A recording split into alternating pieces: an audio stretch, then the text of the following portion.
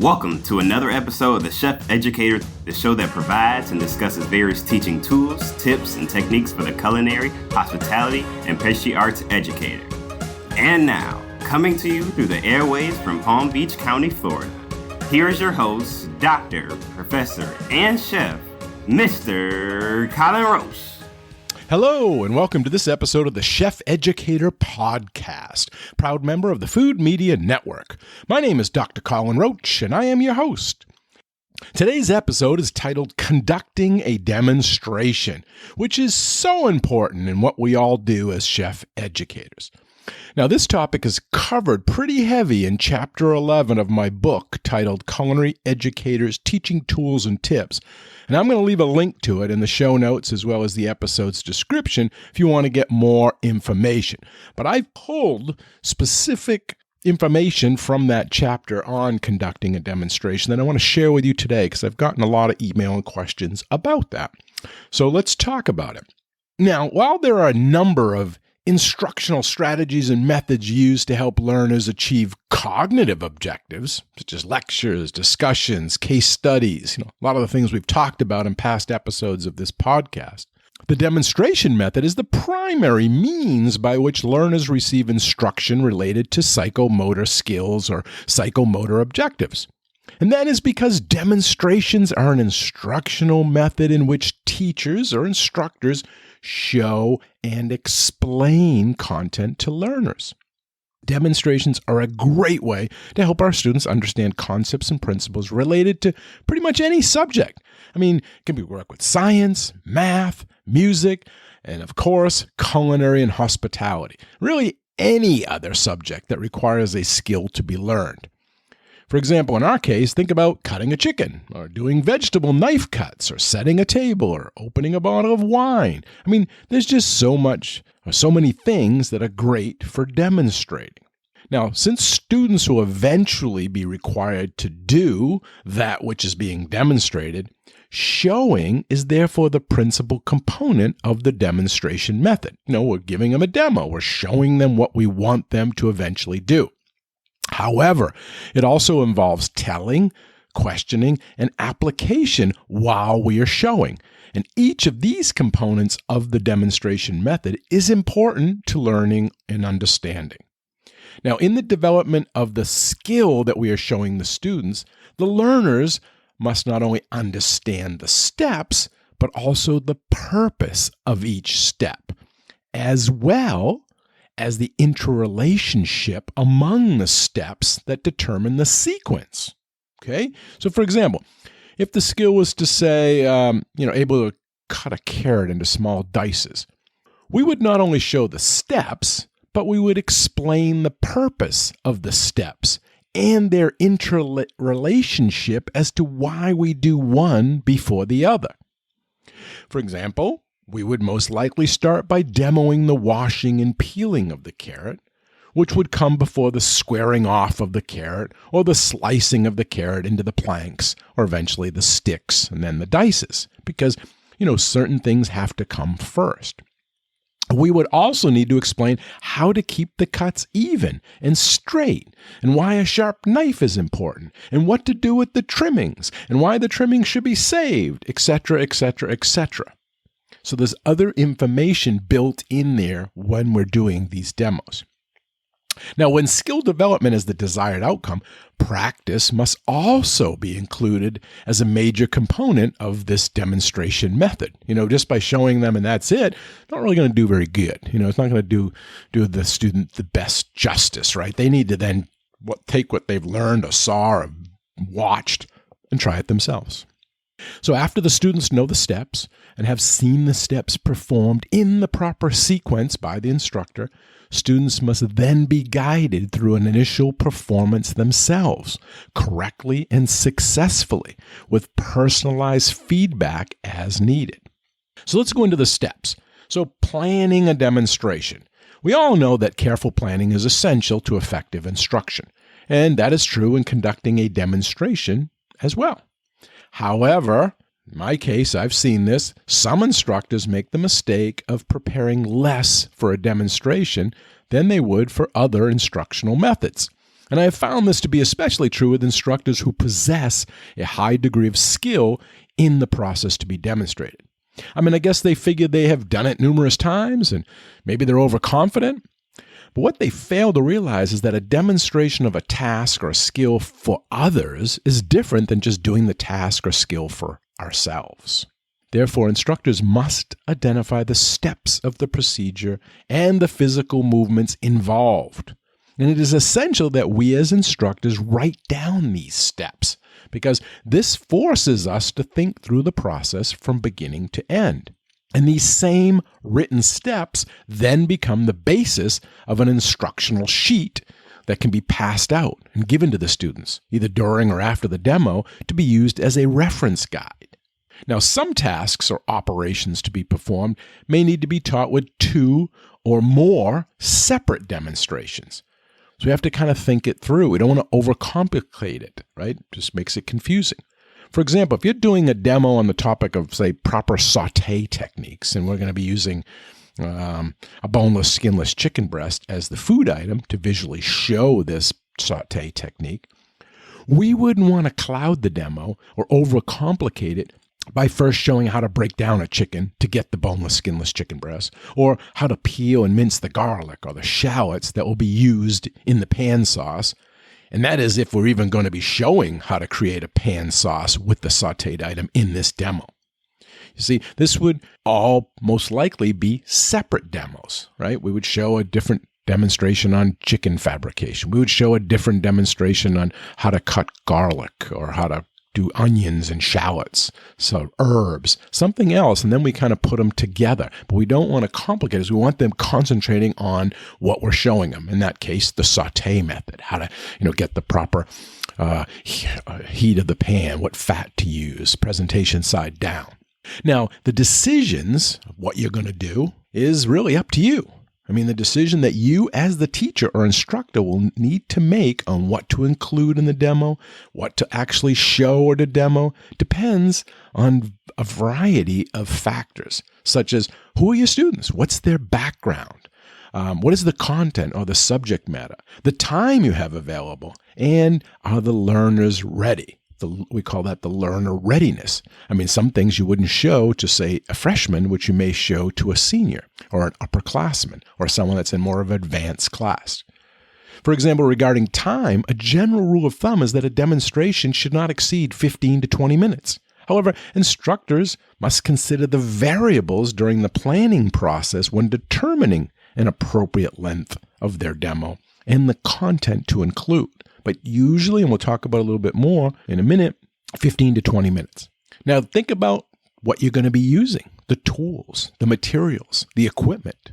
It's essential that all of these items, the tools, materials, equipment, are available prior to a demonstration.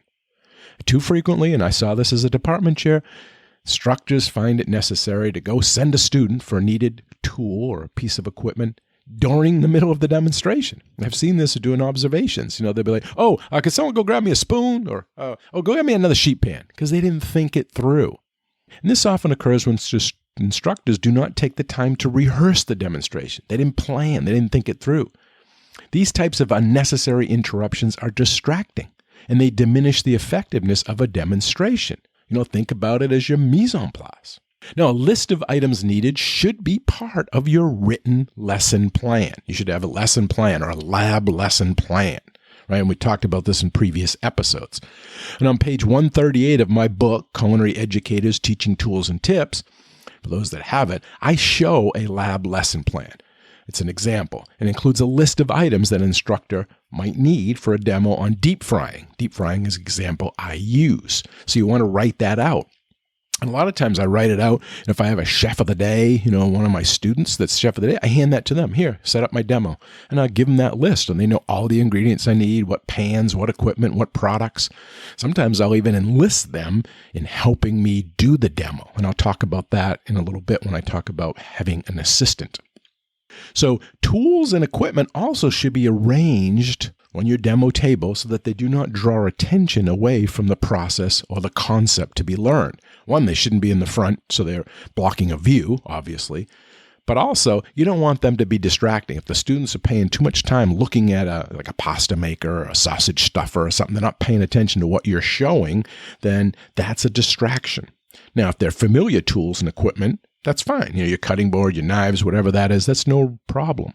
However, if you have a particularly interesting piece of equipment or instructional aid or something that you're going to be showing, could even be the product themselves, I would suggest you only bring that into view when it is needed. Keep it off to the side, keep it hidden, maybe put a towel over it or keep it into a refrigerator or something. At the last minute, you just reach down underneath your lowboy there and you pick it up and you show it to them. Because the students will be talking about it and they won't be paying attention to what you're showing. Now, sometimes you might even have a special piece of equipment or a product that you might use to set up as a surprise to learners and highlight an important lesson of the element of the lesson. So you might have something that you keep off to the side, like, here it is. Like maybe you're talking about crayfish or shellfish or crustaceans or something along those lines. And then the last minute you're talking about demos and you might have shrimp and some things that the students have seen on your bench. And then at the last minute, you bring out that live lobster. And they're like, whoa. And then you can talk about lobsters and difference between northern lobster, southern lobster, whatever your demo happens to be. But again, it's well planned out. Now, in preparing for a demonstration, instructors should also go through the physical performance, work the problem, manipulate the equipment. And this is to ensure that there are no awkward gaps or mistakes. Like if you're going to show a piece of equipment, you should know how that piece of equipment works, how to handle it, how to set it up. But if not, practice on the side. I remember one time when I was making my first demo on fresh mozzarella, I had to have another instructor show me. I did a little class on the side before I went in and talked to him because, are you making it from scratch? Are you making it from, the block, the raw curds? How is that? Maybe something you're not familiar with, so get someone to show you so that you feel comfortable when you are in front of the students and teaching that. Now, while learners should recognize that instructors will have a high degree of skill in the subject they're demoing, hopefully, the demonstration should not be used to showcase the instructor's ability. It's not your time to be bragging and showing off for your students. It's not about your ego. It's about teaching, and usually that means slowing it way, way down. So this may be a problem. Instructor gets up there, they think they're on stage, they got the spotlight on them, right? And they're up there doing the demo as fast as they can. Wow, they're trying to awe them. But that doesn't help the audience, the student, the learner, understand what you're doing and breaking it down. Now, after the demonstration has been presented slowly and carefully, an instructor may wish to repeat the performance steps, maybe at another time at the normal speed in order to set a kind of a standard of performance for the students, the learners. Example would be honing a knife. One of our first classes that we have for a lot of the freshmen, our first year students, is to show how to sharpen knives. We don't want to take the steel and our knife and, do it really fast. We're really comfortable with that. If you show that right away, students try to emulate that and they end up cutting their thumb or hitting their arms. So usually we tell them, ground the tip into the board and slice down or slice it away from you at a 20-degree angle. And then eventually we will show them how we do it really fast. But it's not a time to show off that what we can do. It's about slowing it down so the students understand it. Then eventually or gradually they'll get the speed. So let's talk about timing of demos, because that's a big thing too, because it's no set rule for this.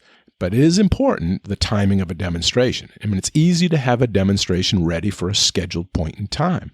It's difficult, however, to have all learners in the group or the class ready for a demonstration at that time. So sometimes we would do the demonstration at the beginning of class. We have everybody's attention. We maybe just lectured on the topic and now we're going to show it. Other times it doesn't really make sense because the students don't really need that information at that time. So then we may do it during class, right? Like students are doing things and then we'll say, demo, everybody come up here. Or maybe just a certain group, come up here. I want to show you how to do this particular thing. And then I'll show other groups or other parts of the class at a different time. So, one approach is to give the demonstration to the entire class whenever a few of the advanced learners need to perform the operation. So they get to the point where, okay, this group is ready to truss chickens. You'd say, okay, everybody come on up and we're going to truss the chicken, even though other groups may not be at that point. Later, individual or small group demonstrations can be given as needed. Now, this may not seem like a wise use of class time. However, it provides an opportunity for individual instruction. Sometimes you're like, no, I got to do it all at once. But I found like maybe I have a group deep frying, another group grilling, another group working on saute. I probably don't want to give the demonstration on grilling, how to get crosshatch marks or something along those lines to everybody, because the other groups may not be doing that until tomorrow or a different time in the lab. So they don't really care about it at that point, and it's not really going to resonate with them. So I may just show that to the grilling group. And then the next day when the groups switch, I may show that again, but to the different groups. So you got to think about when is the best optimal time to show that skill. So I probably maybe lectured about it, and then I'm just going to show it to the specific groups that need it. And I may have handout sheets too that let them know so they can refer back to it. So it's about just-in-time teaching, I guess. But as a general rule, the knowledge content related to the task to be demonstrated should be taught prior to the demonstration itself. That's not the first time they're hearing about it. They should have already had a lecture on that or assigned reading on that. We had handouts on that. So then when it comes to it, now it's really just about the details, right? It shouldn't be the first time they're understanding. And caution must be exercised by you, the instructor, the teacher, to avoid speaking too much during the demonstration. Because learners are more interested in seeing an instructor perform the process than in listening. And that's what we want them to be focused on, what I'm doing. The listening part already happened, right? Probably at the lecture, or probably during the reading. When learners need to understand a substantial body of information about the subject in order to benefit from the demonstration, well, that information should be given prior to the demonstration, right? It makes sense. We don't combine lectures and demonstrations. It really doesn't work that much. It's an information overload for the most part. Now, when conducting the demonstration, planning and preparing for an effective demonstration is vitally important. Now, though there may be several acceptable procedures, it's important to limit a demonstration to one procedure at a time. Don't try to combine a bunch because it just confuses the students. It'd be better to separate them into different demos, but sometimes like trussing, it makes sense to say, I'm going to show you one way. We'll call this method 1 or A, and then I'm going to show method B or 2, doing it this way. So you really separate them so they don't blend together and confuse the student. That changing from one procedure to another during a demonstration, as I just mentioned, can be confusing. So you really have to have that clear separation of them. Okay, that one's done. Now I'm going on to this next one. So they know, because sometimes they're not paying attention or they tune out. But these decisions on what to show and what to talk about, again, should be made during the planning process. You're going to write all that out. It's not off the cuff when you're up there doing your demo. Now let's talk about the physical setting. Now, since a critical component of the demonstration method is showing, the demonstration obviously must be seen. Now, how are you going to arrange the learners so that they can see and hear you clearly? And this is often neglected because we're looking at it from our perspective. But if we step out and look at it from the student's perspective, can they see? Is there something in the way? It's blocking. Is there other students standing in front of them? Is it too crowded? Now, sometimes you can arrange chairs in a semicircle. It can meet the requirements. Maybe have people stand behind those that are sitting. However, you need to make sure that you've considered different points of view. You've looked at it from different points of view. If you've thought about it, how are they going to see? Do you have bleacher seating? Do you have tiered seating? And when demonstrating, it's necessary to prevent learners from obscuring the views of others. So some people put masking tape or chalk on the floor and say, don't come closer than this, so they can't come right up on the table. Other times you want them up really close. Again, the first row of learners seated in chairs, second row standing behind them sometimes works. Again, how many people do you have in your class? And also you can have the old style hanging demo mirrors. Sometimes they help, so the people in the back can just look up at the mirror. Or more modern is the camera. Filming the demo, projecting the demo to a monitor or a TV. Those can also be helpful for people in the back to be able to see. Now, the physical setting in which the demonstration is conducted is of such importance that it warrants special attention during that planning process, as well as attention during the actual demonstration. So not only in advance, but while you're doing it, you can say, can everybody see? Can everybody hear me? And look around. See if you see someone that's maybe shorter in the back. Say, hey, why don't you come more to the front so you can see this? I want you to be able to take a look at this. It's also important to think about other distractions, to keep them to a minimum. Noises from other classes, from out in the hallway, the refrigeration, the compressors and the reach-ins and stuff, they always make noise. So you really have to project your voice. Students from other classes walking in to borrow something or to talk to you, that's sometimes the worst. So obviously in schools, we always instruct our students, go down and see this other chef and see if they have an extra onion or something. But if they're doing the demo, do not disturb. Wait till they're finished. So we always instruct them. But some instructors put signs on their doors, demo in process, do not come in lecturing.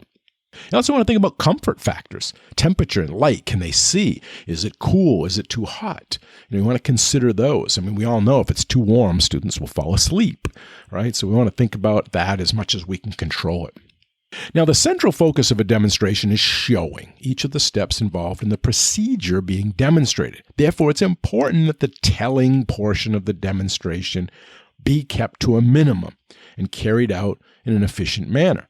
It's also important to include small elements of information that make the steps meaningful and contribute to learner understanding. As an example, let's go back to dicing a carrot. I may talk about the importance of grounding the tip of your knife into the cutting board before making a slice in order to help steady the blade and make an even cut. Because that's kind of an element that's important. It's a small element, and it's something I can show. However, I wouldn't talk about the pros and cons of organic carrots compared to non-organic produce, or different types of chef knives that are available out there in the marketplace today. Those are distracting. They're not really appropriate for that time of that demo. Maybe somewhere else we talk about those. And as I mentioned, demonstrations often last way too long, and learners are giving too much information before having a chance to perform the steps of the procedure themselves. As mentioned, demonstrations should seldom exceed 15 to 20 minutes, even for mature learners. If the demonstration is longer, learners may not retain what they learn. It's often better to break up the process into different demos and do 2, say, 15-minute demos rather than one 30-minute demo. We have to think about students and their learning. We want to build those neural pathways and have them retain the information. Okay, at this halfway point in the episode, I would like to take this time to thank you as an important part of the success of this podcast. As the host, I appreciate your listenership, your comments, your engagement, and your financial support. You may not realize that it takes a lot of resources and funding to produce this show week after week and season after season, including the out-of-pocket expenses of website costs, hosting platform fees, post-production editing, equipment updates, domain names, and on and on. And there are numerous ways you can help support the show and defray some of these costs. And it doesn't have to be a lot either, because we have strength in numbers with the hundreds of you that subscribe and follow this show. Whatever you can contribute gets added into all the other donations, and together we have enough to keep the show up and running. So if you enjoy this podcast and want to ensure its continuation and success, please consider helping it out today. Individuals can donate in one of two ways. The first is through Patreon at www.patreon, that's Patreon, patreon.com/Dr. Professor Chef. Go to that link and you can find out all of the different ways that you can support the show. And we will be adding more tiers and more benefits over the next couple of weeks. The second way you can support the show is through the Buy Me a Cup of Coffee website at www.buymeacoffee.com/Chef Roche. As mentioned, we truly appreciate any amount that you can afford. Even a few dollars a month helps us out with the hosting, purchasing, creation, and production of our episodes and shows that we produce and give away for free. And if you have a company or business, you can also help out by advertising or sponsoring an episode or even the full podcast. This is super cheap to do, and you'll be surprised at how economical it can be. Okay, and all of these links will be put into the show notes section of this episode, so you can go there to check them out, and I'll also include a lot of others that I hope you'll check out as well, and share these with others that you know. Again, thank you for all that you do. We truly appreciate your listenership and support. Okay, now back to the show. Now, safety is a vital part of a demonstration as well. When teaching the steps of a procedure, it's important to emphasize safety as it relates to each step. This helps the learners remember the safety precautions at the right times. You don't want to have long discussions about safety rules. That's not often very helpful. But obviously, certain safety instructions may be the subject of that demonstration, but others you need to do it as a separate demonstration or a separate lecture or a separate discussion. So think about it during the planning stages. Is what you're going to talk about appropriate at that point in time? Generally speaking, safe work habits can best be taught along with the steps in the procedure. For example, while fabricating the carrots into dices, I might mention the wash, peel, wash rule, or say the use of gloves for ready-to-eat foods. Those are appropriate at the time. But I wouldn't go into, say, salmonella or E. coli and their relationships with fresh produce. Right? It's not appropriate. It's going to be distract. So I'd use that as a separate time or, separate lecture, separate discussion. Now, the basic theory of a subject, which may take a considerable amount of time to teach and learn, should be the topic of a separate lesson. So think about that when you're planning. But those smaller elements of informational content that can be included in a demonstration, if they apply naturally and contribute to the learning, then they should be in there. Now, another thing we think about is engaging the students. It's important in any type of group instruction that an instructor be sensitive, right, to maintaining good eye contact with the students or the learners and engaging them in what you're doing. You're not doing this by yourself. You have an audience. But this can be challenging to do sometimes while you're doing a demo because, it requires attention to the tools, to the materials, to what you're doing, to the equipment. But you must also remember to periodically stop and look at the learners in order to judge their reactions. Are you going too fast, too slow? Are they getting it? Do they have questions? And that's another thing. Provide them with the opportunity to ask or respond to questions that you ask. And maybe to repeat parts of the demonstration or whatever else is necessary to ensure understanding, right? Maybe they need to say, could you do that again? And then you could show it to them if it's applicable. I find that periodic pausing is the best way to accomplish, this engaging with the students and to take time to have eye contact. And it's also a great way to keep me from moving through the demonstration too rapidly. It slows me down because, as chefs, we may have done something 100 times, 1,000 times. So it's very easy to us, but we got to put ourselves in the student's point of view or the student's shoes that this is the first time they're seeing this and they're already apprehensive and probably nervous. So you really want to go slow. And it's almost excruciatingly slow. Like, I don't know if I can do this slow, this task, but we have to. We have to show it. We have to stop halfway. We have to talk about it. We have to see if there's questions. So slowing it down, engaging with the students. In other words, build pauses into your lesson plan. After each part or major step of a demonstration, we should allow time for questions. Now, that doesn't mean that the students will ask questions, right? We all know that. They're going to refrain from asking questions for lots of reasons, including the fact that they may not even know how to ask the questions they have in mind. They don't know why they're confused, right? They know they are confused, but they don't know why. Maybe they just need you to slow down a minute so they can process what they just saw and catch up. You're getting too far ahead of them. Maybe they missed a step because they zoned out or they were talking, and that is causing the confusion.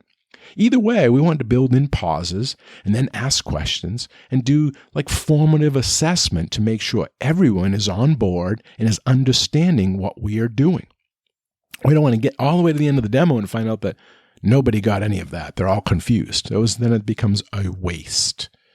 Now, students may also hesitate to ask questions because they're afraid of appearing foolish, right, in front of their peers. Happens a lot. So sometimes a stimulating question from you, the instructor, will encourage questions from the learners. For example, regarding the carrots, I might say as I'm cutting carrots, especially if there's a lull in the demo and I'm doing something, I might ask, well, what are the two main reasons we do precision knife cuts? And hopefully it's something we've already talked about in the lecture, and it can reinforce that, and someone can bring it up, appearance, or even cooking, or something like that, and I can get a discussion going on that. So I'm asking questions, and I'm getting them to ask, and maybe they don't know. Experience will also help you anticipate some questions that may have been asked in the past, right? Because you're going to recognize points in the demo or lesson that may be difficult to understand, and those are the points where questions in the past have been asked. So you're going to know, okay, at this point, they're going to ask this question because it's been asked before, or some version of it, so you're prepared. And if they don't, you could formulate that into a question to ask them back at them. Why am I doing it this way? Why wouldn't I do it this way? The big takeaway here is that we should never assume that a lack of questions from our students means that they don't have any. An effective teacher, which is what we are, we need to ask questions to ensure that the demonstration has been understood, as well as to emphasize key points of the procedure. Good questioning techniques not only allow for pauses in the demo, which provides time for the learner to process what they're seeing and formulate responses, but also time to ask questions on key points and safety procedures during the demonstration. Now, sometimes we need some aids, instructional aids, when we are doing something, right? In the classroom, we have them all the time, right? We have whiteboards, we have videos, we have maybe handouts. Well, sometimes they're appropriate in a demo as well.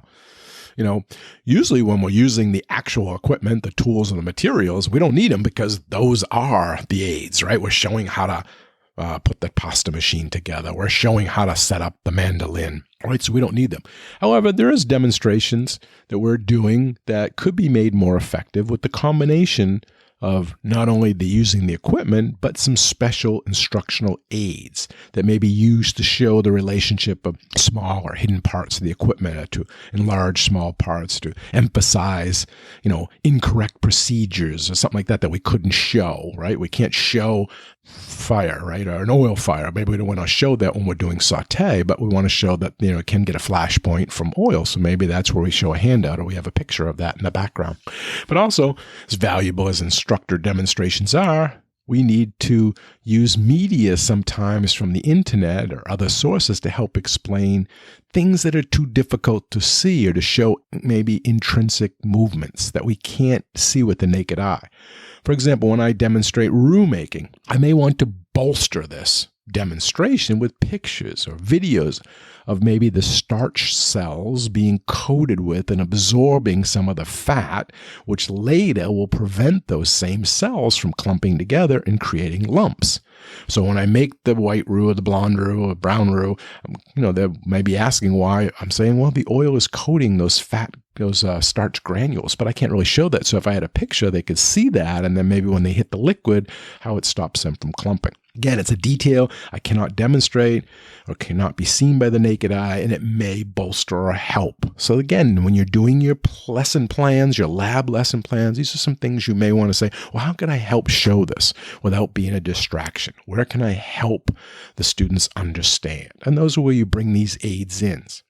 Sometimes it also can be expensive or cost prohibitive, as well as wasteful to demonstrate with real materials. So instructors may find it wise to perform demonstrations with less expensive or alternative materials. You see this all the time with architects, right? Architectural design instructors. They'll often use cardboard or even those popsicle sticks for demonstrating layout and construction. They're not going to go build a house. That's later on, but they'll use some smaller scale. But in culinary, we can do the same. For example, when learning to saute and flip food, I often have the students practice with dry, cold beans or dry rice, so that they can get the flipping action or the motion down pat, right, before they transition to real hot food. Right? So if they drop it, it spills. They're not having to think about hot and being on top of a stove. They can just stand off and flip those beans. And if they bounce out, they can just pick them up. And we're going to throw them away anyway. It's not very expensive to have those. Or maybe I save them and they're only used for this activity. And I keep them in a little bin and they're never for, edible purposes. And then when they get to that, I may transition to food, but I'm probably not going to go right into something very expensive. They're not going to be doing shrimp. Maybe I start out with eggs. Over easy eggs, right? Again, now they've got a hot food. They have more elements or factors they have to control. It's a little bit more difficult than the beans or the rice, but at the same time, an egg is pretty much, pretty inexpensive. And, if they burn it or they drop it, it's not really a big deal. Same thing when you do meats, right? You got to teach trimming and seaming and portioning out meat and learning dexterity and hand-eye coordination. Well, you could do that by starting out with, a chuck shoulder or a Boston butt before we move on to more expensive, tenderloins, right? Or strip loins, right? So we can kind of keep it the same skill still being learned, but it makes it a little bit more expensive or not cost prohibitive. So let's talk about an assistant. Sometimes having an assistant helps. Depending on the type of equipment being used in the demonstration and the nature of the subject matter, assistance may be helpful. Maybe you need another instructor or an advanced learner, someone that may be brought in to help with the demonstration. Variety could be added to the demonstration. That way they see somebody different. You brought in an outside expert or a guest speaker who is particularly skilled with that part of the lesson. And it helps create desirable atmosphere of the instructors and the learners working together. In the past, sushi. I've had students that work actually in a sushi restaurant. So when we're doing sushi in class, I'll call them up. They love it. They get a chance to be, center stage, and they get to show off their skills. And they're probably better at it than me. They do it every day. So let them do it. Or, sometimes I've even brought in experts from the industry, a sushi chef from a restaurant as a guest speaker, and he's going to do a demo or she's going to do a demo. I also had a German chef one time who grew up making spätzle. So when I'm doing that in my international cuisine class, why not have them come in? He can come in and ask him to be a guest. He gets to, interact with different students than he may happen to have in the past because he was a pastry chef. And he gets to tell stories about making it with his grandmother and growing up with it. Ice carving was another example. I used to always bring in professional ice carvers. I can carve ice, but not anything like a professional. So I would have them come in and do the demos. So the use of an assistant or assistants may also make demonstrations more effective when you can't do something. As I mentioned, maybe you don't have the skill, or for a physical reason or other reason you can't do it. You don't want to do it. You're unable to do it, right? You don't want to actually do that. So that's a great time to bring someone else in, and then you can step back.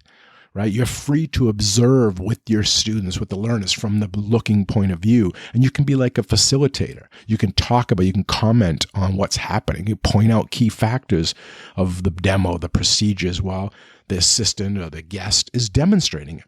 This is a positive thing. It should not be seen as anything to do with your ego, because you're learning with your students and you're explaining it because you have the expertise. A common example of this strategy is seen with athletes all the time, where the head coach may no longer have the coordination and the stamina to demonstrate a technique, say like a tackling technique for football or a swinging the bat and hitting a certain thing the way another students, but they can analyze and highlight them as they're being demonstrated by another athlete or an assistant coach. So this is the same type of role that we would take as instructors. We step back, let someone else do it, but we talk about it while it's happening. Now, I want to talk about following up, because it's not just the demo. That's important, but it's just as important now that the students practice. So after a demonstration has been carefully planned and conducted, the application step must occur. They need to apply what they've learned, the application of the learning. This step provides for learning by doing, as the students attempt to apply the procedures that have been demonstrated. This application step is used to help the learners understand the content more clearly and develop a degree of skill of that procedure. Without this application step, a demonstration, no matter how good it was, how skillfully it was presented, may fail to have a significant impact on the student learning. Generally, a follow-up consists of assigning the work to the learners. You just did the knife cuts. Now you say, okay, everybody, go grab some carrots and start practicing julienne, or bâtonnet, brunoise. And then you walk around, you correct any errors, and provide supplemental instructions on an individual basis through supervision and coaching, because some are going to need more, some are going to need less. Some just need positive reinforcement. That's it. You're doing great. This instructional step should be carried out carefully and thoroughly. No learner should be allowed to practice incorrect methods that lead to bad habits. So we need to be there to grab those. Let's stop that. In addition, it is psychologically sound to have learners succeed from the beginning, because if not, frustration will set in and the students may give up. So we need to find who's struggling and go over there and help them and make them successful. So they'll be like, yeah, I can do this. And when giving individual instructions to a learner, care should be first taken to be sure the learner understands the procedure. They may be doing it wrong because they understood it wrong. So you want to maybe talk to them, try to identify the errors while observing them. Say, go ahead, do it. Let me see what you're doing here. And then watch and see if we can identify where that error is. Or have the students explain the steps back to you to check for proper understanding. Okay, so what are you going to do? You do this, this, this, and see if they make sure that they have the procedure straight and the sequence correct in their mind. So we need to find that out. In addition, it's a better strategy to direct a learner's attention to an error while leaving the tools and equipment in the student's hands. The learners can then apply the new or the altered information correctly and practice the mental physical steps that lead to the skill in performing that procedure. Too often, we want to take away the tools and do the task ourselves to show how it's done. Like, okay, no, you're doing it wrong. Give me that knife. Let me show you how it's done. And then we do it. But that's not good. We need the student to do it. We need to say, okay, stop right there. I want you to do this. And we can show them like, oh, do you want me to show you again? We can show it to them, but we don't want to do it for them. We want them to do it. Remember, the student needs to do it. Do the work, do the learning, not us. We're already the experts at it. They need to go through that struggling and figure it out for themselves, like riding a bike. We can't get on the bike and drive it around and show them. We need to keep them on the bike, give them a push, tell them to, adjust whatever they need to do, but keep them on the task. And though it's important for learners to feel a measure of success early in the learning process, the student must understand and realize that consistent performance at a high level requires, first, correct procedures, and then with a substantial amount of practice. It takes time. Learners must be willing to repeat the performance numerous times to make that mental physical association that is so essential to achieving a high level of skill. Now, practice, I understand, during lab times is often not enough. And one thing that's worked for my students in the past is to offer open labs that are available for students who want additional practice and is a great idea you could implement if possible. I call it tutoring in the labs. We have tutoring for academics. Let's have it for tutoring for the skills. Say for knife cuts. It's great. Just pick up a 50-pound bag of carrots, an extra hour or two, have an open lab, let them know the days and times. I'm available if you want to come in. They can get additional instruction, and they can work on the skills themselves. You could do this for sauce making. You can do this for, whatever they need to learn. You could have that set up them so they can have it. So in summary, demonstration is the major teaching method used when objectives require the development of a high degree of motor skill. And as teachers, we should keep the following key points in mind when planning demonstrations to facilitate this skill development. 1, learners must know the steps of the procedures to be followed in the necessary physical motions to perform. 2, students should understand the purpose of each step and the relationship among steps that determine the sequence. 3, learners should be guided through an initial performance correctly and successfully. This is the follow-up. And lastly, students must practice the steps until the mental physical connection becomes automatic.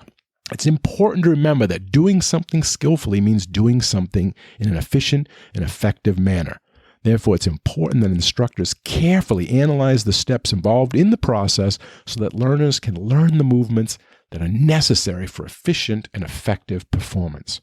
When skill development is an objective of instruction, a substantial amount of practice under supervision is necessary. Because practice without supervision is just wasteful when the proper movements are not being made. And as a result, we just talked about it, practice can lead to the development of bad habits. For example, think about dicing an onion. We teach them the correct way, but it's a little bit hard. They'd rather just chop it all up. Well, it comes out with all different size pieces. It makes them cry. It cuts up the onion the incorrect way. So it's good to have that proper procedure shown first and then give them time to practice it correctly so it becomes ingrained and it becomes what they normally would go to. Lastly, many instructors discover that the demonstration method is one of the most rewarding types of instruction. And that's because of the feeling of satisfaction that we get when the students of ours demonstrate through their performance what they have learned during that application step. And that's direct proof that the instruction we've given has been effective and that the students or the learners have profited from the process that we provided to them. Okay, that's all the time we have for this episode of the Chef Educator. Till we meet again, keep learning, keep teaching, and keep cooking. Thanks for listening. Bye-bye.